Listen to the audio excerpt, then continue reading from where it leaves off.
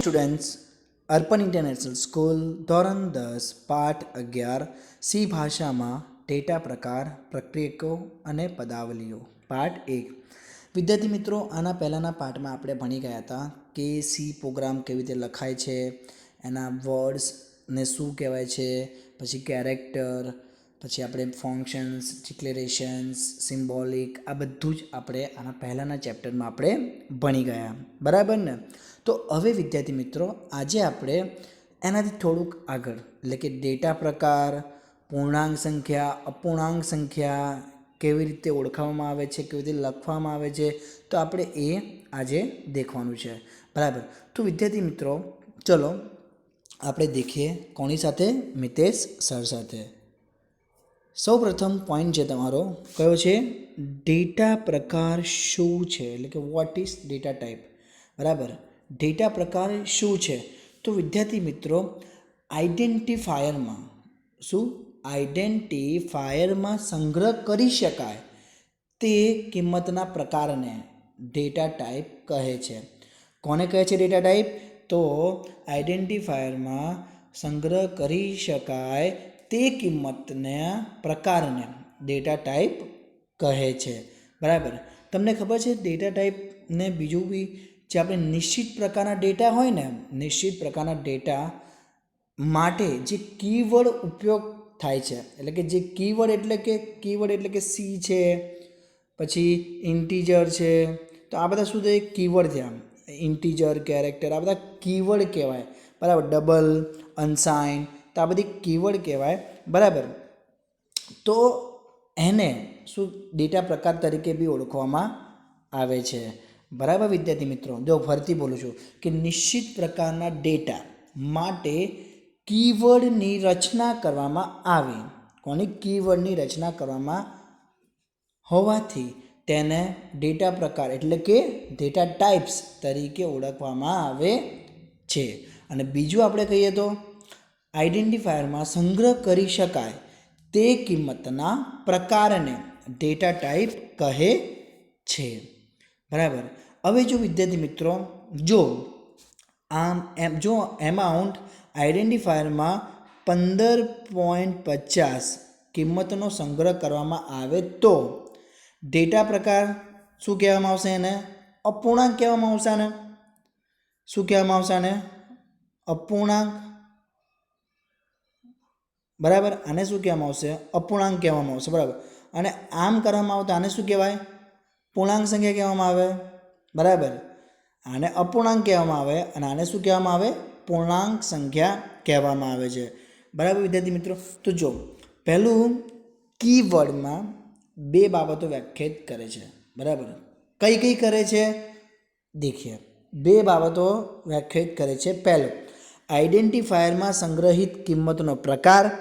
મેં જે તમને હમણાં કીધું એ કે આઈડેન્ટિફાયરમાં સંગ્રહિત કિંમતનો પ્રકાર. બીજું કે આઈડેન્ટિફાયર દ્વારા જરૂરી એવી મેમરીની જગ્યા, એટલે કે મેમરીની જગ્યા જે આપણે સ્પેસ આપીએ છીએ, બરાબર? એને ખબર પડી વિદ્યાર્થી મિત્રો? તો વ્યાખ્યાયિત બે રીતે કરવામાં આવે છે: આઈડેન્ટિફાયરમાં સંગ્રહિત કિંમતનો પ્રકાર અને આઈડેન્ટિફાયરમાં દ્વારા જરૂરી એવી મેમરીની જગ્યા. હવે દેખો વિદ્યાર્થી મિત્રો બીજું અહીંયા કે સી ભાષા મૂળભૂત ડેટા પ્રકાર એટલે કે બેઝિક ટાઈપ ઓફ સી, બરાબર? શું આવશે? બેઝિક ટાઈપ ઓફ સીની વાત કરીએ તો બેઝિક ટાઈપ ઓફ સી એટલે 3 છે. એમાંથી આજે આપણે શું ભણશું? 2 ભણવાના છે આજે આપણે, બરાબર? પહેલું તો પૂર્ણાંક, બીજું અપૂર્ણાંક, બરાબર? અને ત્રીજું અક્ષર એટલે કે કેરેક્ટર. ત્રીજું શું આવશે? અક્ષર. પહેલું અહીંયા 3 લખાઈ ગયું છે ગલતીથી. પહેલું પૂર્ણાંક, બીજું અપૂર્ણાંક અને ત્રીજું અક્ષર. ફરીથી બોલું છું, પહેલું પૂર્ણાંક, બીજું અપૂર્ણાંક અને ત્રીજું અક્ષર, બરાબર? તો આજે આપણે પૂર્ણાંકનો એક પ્રોગ્રામ દેખશું, અપૂર્ણાંક દેખશું. નેક્સ્ટ વિડીયોમાં આપણે પૂર્ણાંક અપૂર્ણાંકનો પ્રોગ્રામ દેખશું અને અક્ષરો દેખશું આપણે, બરાબર વિદ્યાર્થી મિત્રો? તો દેખો જ્યારે સી ભાષા ડેટાના પ્રકાર પૂર્ણાંક એટલે કે શું કહેવાય? ઇન્ટીજર.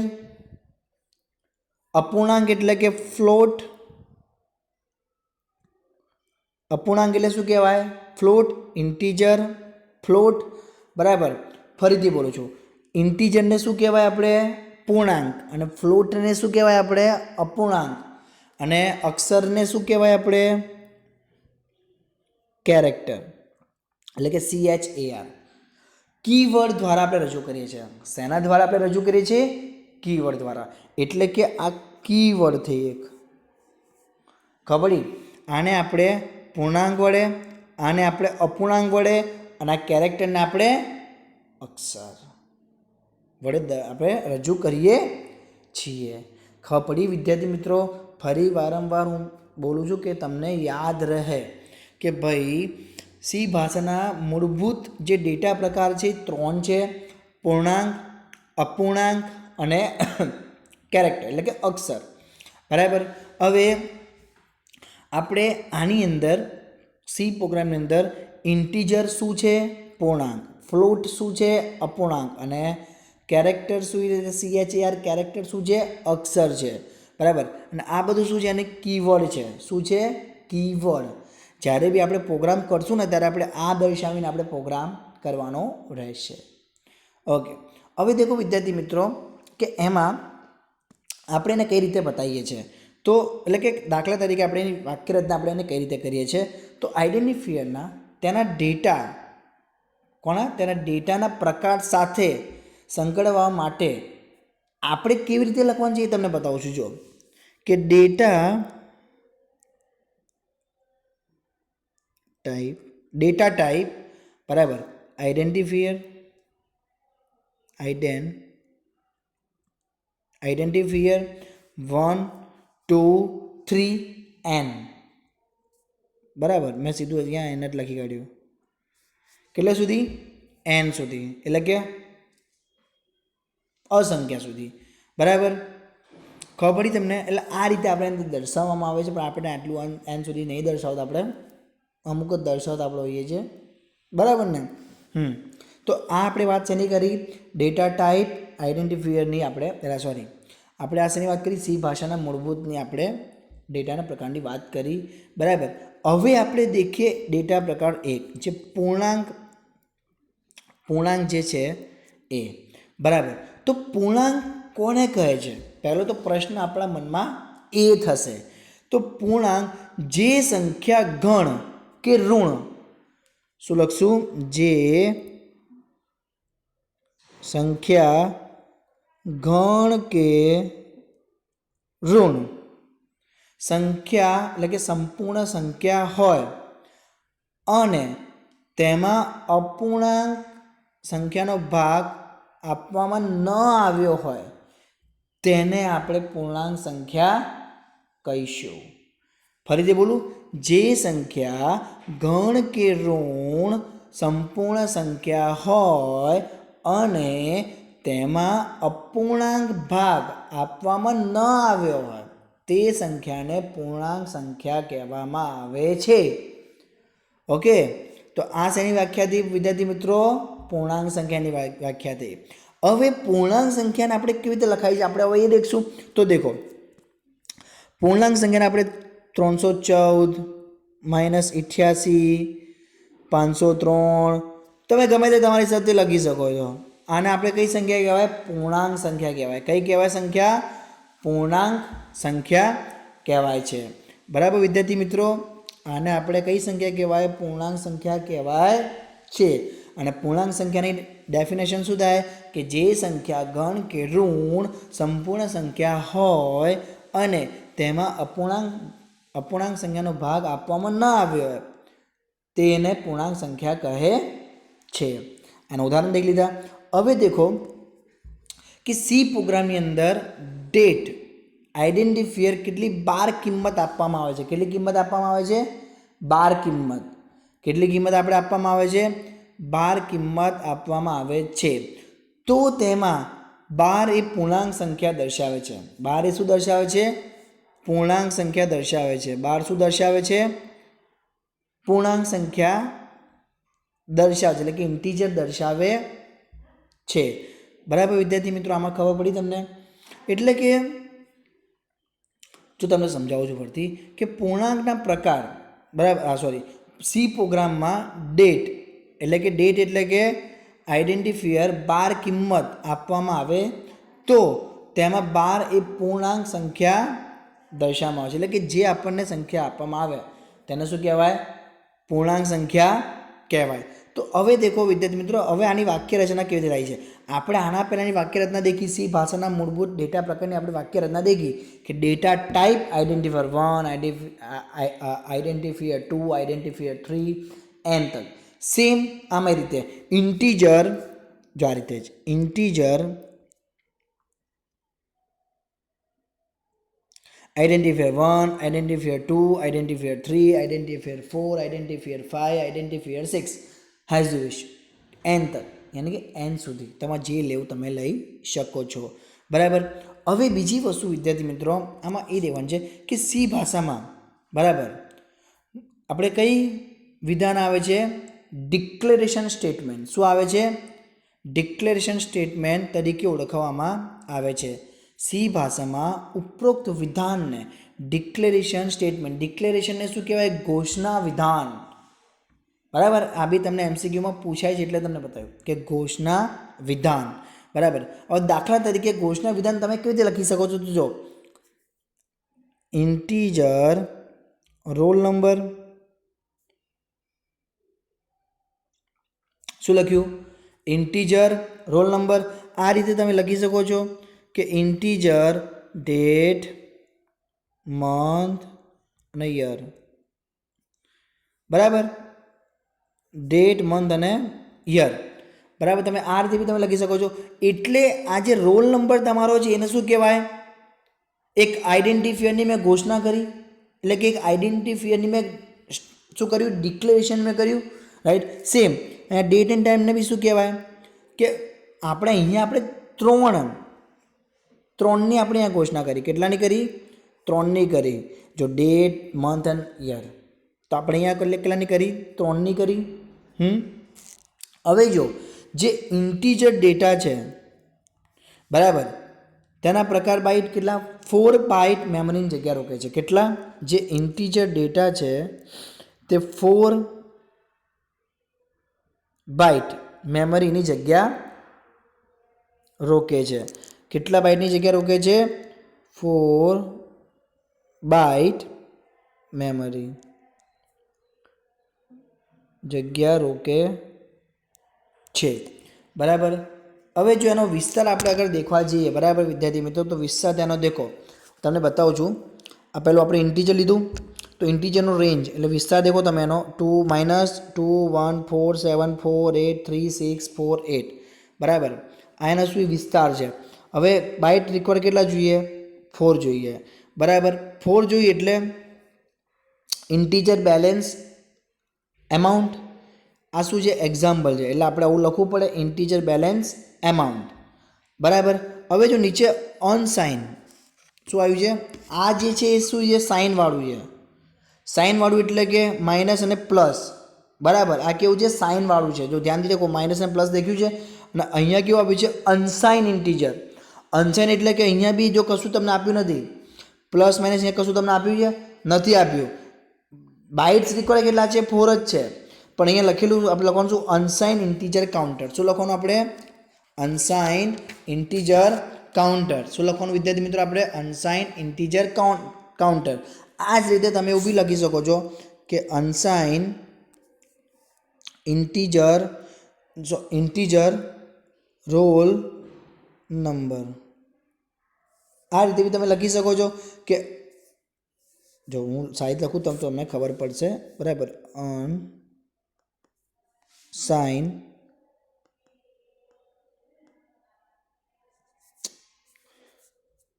UNSIGNED અનસાઇન રોલ, એટલે સોરી રોલ નહીં, ઇન્ટીજર આવશે અહીંયા. બરાબર. Integer role ડેશમાં number. બરાબર. તો આ રીતે બી તમે લઈ શકો છો, બરાબર. અને મેં જે તમને કીધું ને ઇન્ટીજર ડેટ મંથ યર, તમે એ રીતે બી તમે લોકો લઈ શકો છો, બરાબર. એટલે કોઈ એમાં કંઈ એ નથી.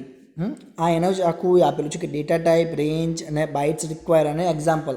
અગર તમારે એક્ઝામ્પલ પૂછાય તો ઇન્ટીજર કેટલા, રેન્જ આટલું કરે છે, પ્લસ માઇનસ તમે કોઈ બી લખી શકો છો. માઇનસ અને પ્લસ આપણે શું કર્યું, સાઇન કર્યું છે, આટલું બાઇટ્સ રિક્વાયર કરે છે. અને એક્ઝામ્પલ એટલે આપણે એવું લખી શકશું કે ઇન્ટીજર બેલેન્સ ડેશમાં એમાઉન્ટ, આ રીતે આપણે લખી શકશું. અને જ્યારે અનસાઇન એમાઉન્ટ હોય છે, યાની કે જ્યારે અનસાઇન ઇન્ટીજર હોય છે ત્યારે કે અહીંયા કઈ નિશાની હોય છે નથી. બાઇટ કેટલા રિક્વાયર છે, 4 છે.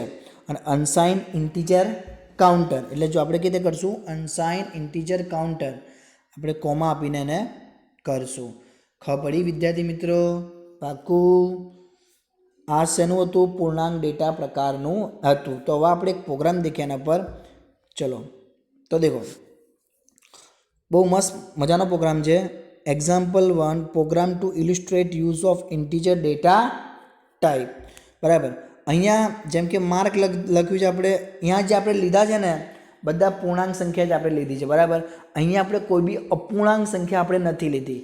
ઓકે, તો દેખજો પહેલાં મેં શું લીધું, has include stdio.h integer main. મેં તમને કીધું હતું પહેલાં કે આપણે ઇન્ટીજર મેઇન લેવું જ પડશે. પછી ઇન્ટીજર માર્ક, તો ઇન્ટીજર માર્ક કેટલા આપ્યા છે, -10. લઈ શકીએ આપણે ઋણ અને ઘન સંખ્યાની આપણે વાત થઈ હતી, તો લઈ શકીએ છીએ, હા લઈ શકીએ છીએ. Unsigned integer date, unsigned integer date કેમ લખ્યું આપણે અહીંયા, કેમ કે અહીંયા કઈ છે, અનસાઇન ઇન્ટીજર ડેટ છે, બરાબર.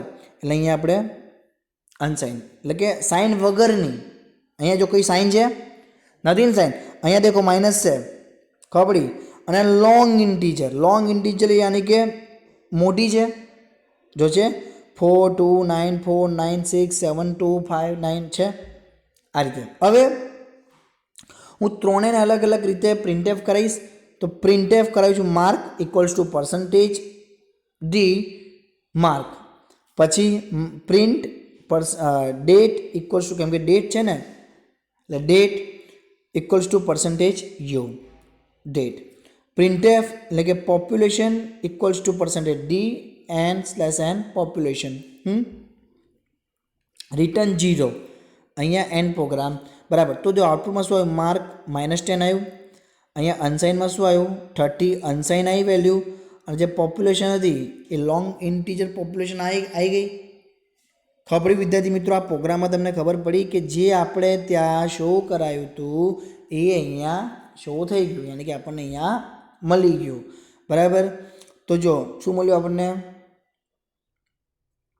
પહેલું તો ઇન્ટીજર માર્ક એટલે કે સાઇનવાળું, પછી અનસાઇનવાળું, અને પછી લોંગ ઇન્ટીજર એટલે કે મોટું ઇન્ટીજર, બરાબર. એટલે જે મોટી છે ને સંખ્યા, આ રીતે. ખબર પડી વિદ્યાર્થી મિત્રો? આ પ્રોગ્રામમાં એનું અહીંયા આઉટપુટ આપેલું છે, જો મેં, બરાબર. હવે આપણે અપૂર્ણાંક સંખ્યાની વાત કરીએ. શેની વાત કરીએ આપણે વિદ્યાર્થી મિત્રો? અપૂર્ણાંક સંખ્યાની વાત. અપૂર્ણાંક સંખ્યા કોને કહેવાય છે? મેં હમણાં તમે સમજાવ્યું ને, કોને કહેવાય છે? ફ્લોટ. હા, ફ્લોટને કહેવામાં આવે છે. અપૂર્ણાંક સંખ્યા કોને કહેવામાં આવે છે? તો ફ્લોટને કહેવામાં આવે છે. અને આપણે પૂર્ણાંક સંખ્યા કોને કહેવામાં આવે છે? તો ઇન્ટીજરને કહેવામાં આવે છે, બરાબર. તો સૌ પ્રથમ આપણે વિદ્યાર્થી મિત્રો દેખશું આપણે કે ભાઈ અપૂર્ણાંક સંખ્યાને વાક્ય, બરાબર.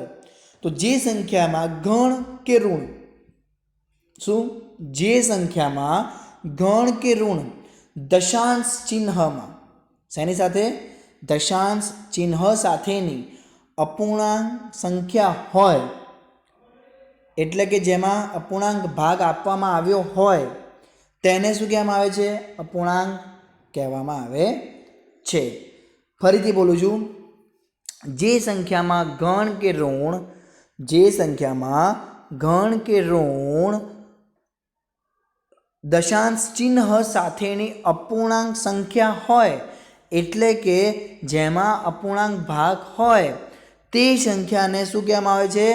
અપૂર્ણાંક કહેવામાં આવે છે. દાખલા તરીકે देखो एग्जाम्पल 25.50 તો આ તમારી અપૂર્ણાંક સંખ્યા થઈ વિદ્યાર્થી મિત્રો. આ કઈ કહેવાય? તમારી અપૂર્ણાંક સંખ્યા કહેવાય, હે ને? હા, તો ખબર પડી. હવે જો આપણે શું ઘણી ફેરી છે ને આપણે અપૂર્ણાંક સંખ્યાનો આપણે ઉપયોગ કરવો પડતો હોય છે, એટલે આપણે અહીંયા લઈએ છીએ, બરાબર.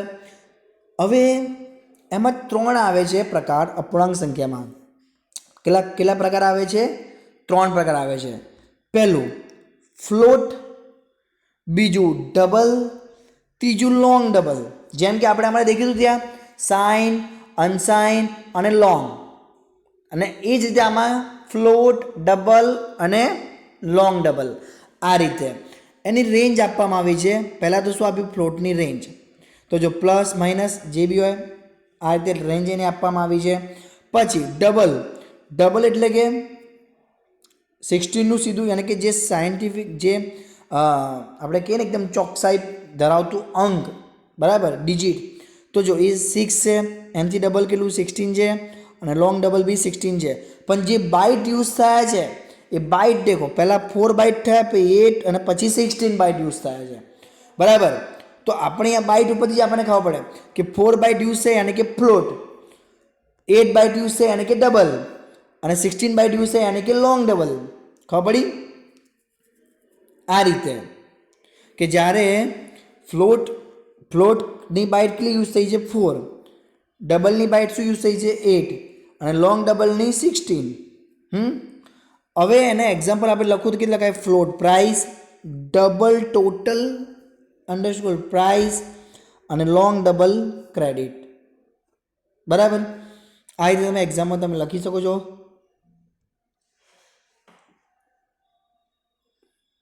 ઓકે વિદ્યાર્થી મિત્રો, તમને સમજાવું છું કે ફ્લોટ કોને કહેવાય. તો જો સી ભાષામાં અપૂર્ણાંક સંખ્યાનો ઉપયોગ કરવા માટે ફ્લોટ કીવર્ડનો ઉપયોગ કરવામાં આવે છે, બરાબર. શું કીધું તમને મેં વિદ્યાર્થી મિત્રો? કે ફ્લોટ કોને કહેવાય? યાની કે ફ્લોટ એટલે કે સી ભાષામાં અપૂર્ણાંક સંખ્યાનો ઉપયોગ કરવા માટે જે ફ્લોટ કીવર્ડ ઉપયોગ કરવામાં આવે છે. ફ્લોટ ડેટા પ્રકાર 4 બાઇટ મેમરી જગ્યા રોકે છે. કેટલી જગ્યા રોકે છે? 4 બાઇટ મેમરી જગ્યા રોકે છે. મેં તમને અહીંયા બતાવ્યું, હે ને? ઓકે. હવે ફ્લોટ ડેટા પ્રકાર કેવો હોય છે? દશાંશ ચિહ્ન. જો પછીના 6 અંકો જેટલી અને દશાંશ ચિહ્ન પહેલાના 7 અંકો જેટલી ચોકસાઈ ધરાવે છે. ફરીથી બોલું, દશાંશ ચિહ્ન, બરાબર. એનો શું પ્રકાર? દશાંશ ચિહ્ન એટલે કે પછીના 6 અંકો જેટલી, એટલે કે 6 અંકો જેટલી, પછી દશાંશ ચિહ્ન પહેલાના 7 અંકો જેટલી, પછીમાં 6 અંકો જેટલી અને પહેલામાં 7 અંકો જેટલી, બરાબર. અને ઉદાહરણ તરીકે મેં તમને બતાવ્યું તમને ફ્લોટ પ્રાઇસ. શું થયું? Float price. હવે આપણે વાત કરશું ડબલની. તો ફ્લોટ ડેટા પ્રકાર કરતાં વધુ ચોકસાઈની જરૂર હોય તો ફ્લોટના સ્થાને શું લખશું આપણે? ડબલ કી. શું લખશું આપણે? ડબલ કીવર્ડનો ઉપયોગ કરવામાં આપણે આવે છે. ડબલ એ ફ્લોટ ડેટા પ્રકારનું જ વિસ્તૃત સ્વરૂપ છે, બરાબર. જે ફ્લોટ જે ડબલ છે ને એ ફ્લોટ ડેટા પ્રકારનું જ વિસ્તૃત એક સ્વરૂપ છે. પણ આની અંદર ડેટા જે ડબલ ડેટા પ્રકાર જે છે એ કેટલી જગ્યા રોકે છે? 8 બાઇટ મેમરીની જગ્યા રોકે છે. કેટલી જગ્યા રોકે છે? 8 બાઇટ, બરાબર. આમાં કઈ રીતે આવે છે કે પછીના 16 અંકો જેટલી અને દશાંશ ચિહ્ન પહેલાં 17 અંકો જેટલી ચોકસાઈ ધરાવે છે. કેટલી ચોકસાઈ ધરાવે છે? પછીના 16 અંકો જેટલી અને પહેલાંના 17 અંકો જેટલી ચોકસાઈ ધરાવે છે. જો તમને એનું ઉદાહરણ આ મળ્યું, ડબલ ટોટલ અને પ્રાઇસ. હવે લોંગની વાત કરીએ તો ડબલ ડેટા પ્રકાર કરતાં વધુ ચોકસાઈ જરૂર હોય તો કોણ? ડબલના સ્થાને લોંગ ડબલ આપણે કીવર્ડનો ઉપયોગ કરવાનો. કોનો ઉપયોગ કરવાનો? લોંગ કીવર્ડનો આપણે ઉપયોગ કરવાનો. લોંગ ડબલ એ ડબલ ડેટાનું શું કરે છે? પ્રકારનું વિસ્તૃત સ્વરૂપ છે. જેમ કે ડબલ કોના? ડબલ કોના ફ્લોટનું વિસ્તૃત સ્વરૂપ હતું ને એ રીતે લોંગ ડબલ કોનું છે, ડબલનું વિસ્તૃત સ્વરૂપ છે. હવે લોંગ ડબલમાં કેટલી જગ્યા રોકે છે, તો 16 જગ્યા રોકે છે. 16 જગ્યા રોકે છે. કેટલી જગ્યા રોકે છે, 16 જગ્યા રોકે છે. હવે લોંગ ડબલમાં બી દશાંશ ચિહ્ન પછી 16 અંકો જેટલી અને દશાંશ ચિહ્ન પહેલાં 17 અંકો જેટલી ચોકસાઈ ધરાવે છે. અને એક્ઝામ્પલ આપણે દેખ્યું અહીંયા કે લોંગ ડબલ ક્રેડિટ. બરાબર વિદ્યાર્થી મિત્રો, તમને ખબર પડી આમાં કે અપૂર્ણાંક સંખ્યા કોને કહેવાય છે, અપૂર્ણાંક સંખ્યાની અંદર શું આવે છે, પૂર્ણાંક સંખ્યાની અંદર શું આવે છે. હવે આપણે જો આ તો તમને ખબર પડી ગઈ બરાબર, પણ હવે આપણે જે વૈજ્ઞાનિક સ્વરૂપે આપણે અગર દેખવું હોય, આપણે સાયન્ટિફિક સ્વરૂપે અગર આપણે દેખવું હોય તો જો તમને બતાવું છું બરાબર, ધ્યાનથી સાંભળજો, દેખજો. ઓકે, તો દેખો આપણે સી ભાષાની સંખ્યાને અંદર વૈજ્ઞાનિક એટલે કે સાયન્ટિફિક સ્વરૂપે પણ સમર્થન આપે છે. બરાબર, સાયન્ટિફિક રિઝલ્ટ તરીકે બી કામ થાય છે. જેમ કે દાખલા તરીકે જેમ કે 95.50 સંખ્યા છે. શું છે, 95.50 સંખ્યાને તમે કેવી રીતે લખી શકો છો, 0.955E2. ઈ એટલે શું, એક્સપોનન્ટ. ઈ એટલે શું, એક્સપોનન્ટ. બરાબર, આ રીતે આપણે લખી શકીએ છીએ કે આપણે બીજા કોઈના કે કયા સ્વરૂપે આપણે લખી શકીએ છીએ, આ રીતે બી લખી શકીએ 0.9550 કેપિટલ E2. બરાબર, સ્વરૂપે રજૂ આપણે કરી શકીએ છીએ. આમાં આપણે વાત કરીએ તો મેન્ટેસા જ્યારે એટલે કે જો 0.5550E2 કે 0.550E2 સ્વરૂપમાં 0.550 ને એટલે કે કોને, આને શું કહેવામાં આવે છે, મેન્ટેસા. શું કહેવામાં આવે છે, આને મેન્ટેસા કહેવામાં આવે છે. જ્યારે અહીંયા બે એટલે કે એક્સપોનન્ટ તરીકે ઓળખવામાં આવે છે. એક્સપોનન્ટ એટલે કે આ જે બે છે ને બરાબર, શું કહેવામાં આવે છે, ને એક્સપોનન્ટ તરીકે ઓળખવામાં આવે છે. હવે આપણે દેખીએ તો અપૂર્ણાંક સંખ્યા એટલે કે ઘન કે ઋણ હોઈ શકે છે. બરાબર, અપૂર્ણાંક સંખ્યા કેવી હોઈ શકે છે, ઘન કે ઋણ બી હોઈ શકે છે. આપણે દેખ્યું હતું કે આ માઇનસમાં બી હોઈ શકે, આ બી માઇનસમાં હોઈ શકે છે. બરાબર, તો ફ્લોટની સંખ્યાની મેમરી આપણે કઈ રીતે રજૂ કરી શકાય છે, તો ચલો બતાવો. દેખો અહીંયા મેં એક આપ્યું છે કે અપૂર્ણાંક સંખ્યાના મેમરી રજૂઆત. તો અહીંયા જો 30 છે, અહીંયા 30 થી 23 છે અને આ 22 થી 0 છે. બરાબર, એટલે આ ભાગ તમારો કયો થયો, જે તમારો આ જે ભાગ છે તમારો મેન્ટીસા થયો.